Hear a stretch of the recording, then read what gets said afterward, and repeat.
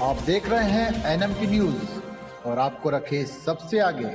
राजनीतिकरण का मंसूबा कभी कामयाब नहीं होना चाहिए। अयोध्या रेप कांड पर फिर बोले अखिलेश, पीड़िता के लिए की ये मांग। अयोध्या रेप कांड को लेकर यूपी की सियासत गर्मा गई है। एक और समाजवादी पार्टी बीजेपी सरकार पर हमलावर है। वहीं बीजेपी की ओर से कहा जा रहा है कि इस घटना का आरोपी अयोध्या के सपा सांसद का करीबी है, जहां सपा की ओर से पीड़िता और आरोपी के नार्को टेस्ट की मांग की गई।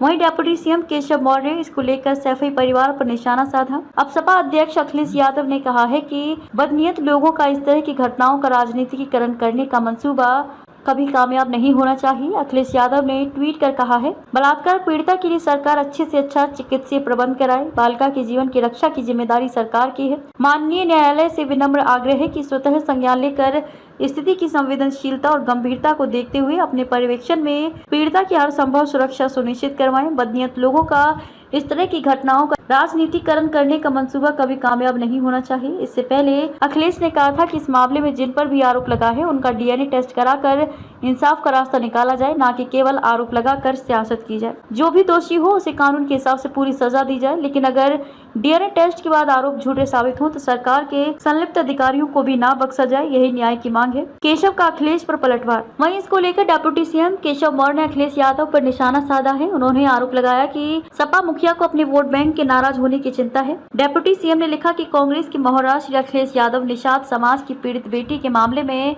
पहले आप पीड़ित भूल डीएनए, अब न्यायालय की बात कर गुमराह न करें। आपको वोट बैंक के नाराज होने की चिंता है। प्रदेशवासियों को, दोषी को दंड, पीड़ित को न्याय मिलने की उपेक्षा है। सरकार अपनी जिम्मेदारी निभाएगी।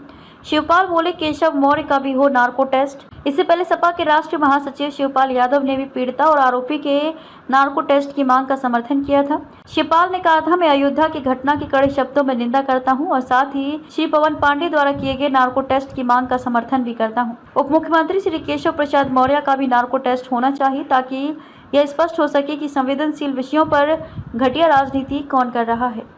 छिड़ गई है। और आज ही मैं किसी चैनल की खबर पढ़ रहा था कि कोई बेटी किसी कार्यक्रम में शामिल थी, हार्ट अटैक हुआ और जान चली गई।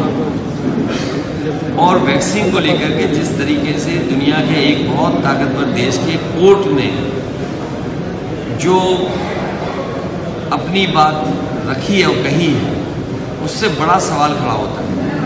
इन बीजेपी वाले लोगों ने उसी तरह की वैक्सीन सब लोगों को लगवा दी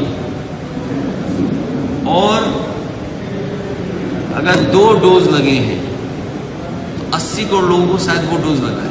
मुझे भी लगा 80 करोड़ डोज, 80 करोड़। ये तो अच्छी बात है कि शरीर कुछ चीजें अपने आप ठीक कर लेता है।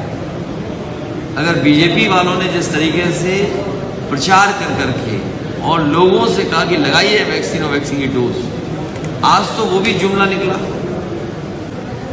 अगर वो कोर्ट का जो फैसला है और जो बात आ रही है सामने, कोई ये भी जानकारी दे रहा था कि जब भारत की जो वैक्सीन बनी थी, हम सवाल नहीं खड़ा कर रहे, ना प्रश्न लगा रहे हैं, लेकिन जब वो तैयार हुई तो जो अप्रूवल वाले लोग थे, जिन्होंने अप्रूवल दिया था, उन लोगों ने भी वो वैक्सीन नहीं लगाई थी। जब अप्रूवल देने वालों ने वैक्सीन नहीं लगाई और आम जनता की वैक्सीन लगवा दी, तो अब बीजेपी के लोगों को जनता वोट ना दे करके इनसे जिस तरह का झूठ जनता से बोला गया था, उसका हिसाब किताब लेंगे। आप देख रहे हैं NMT न्यूज और आपको रखे सबसे आगे।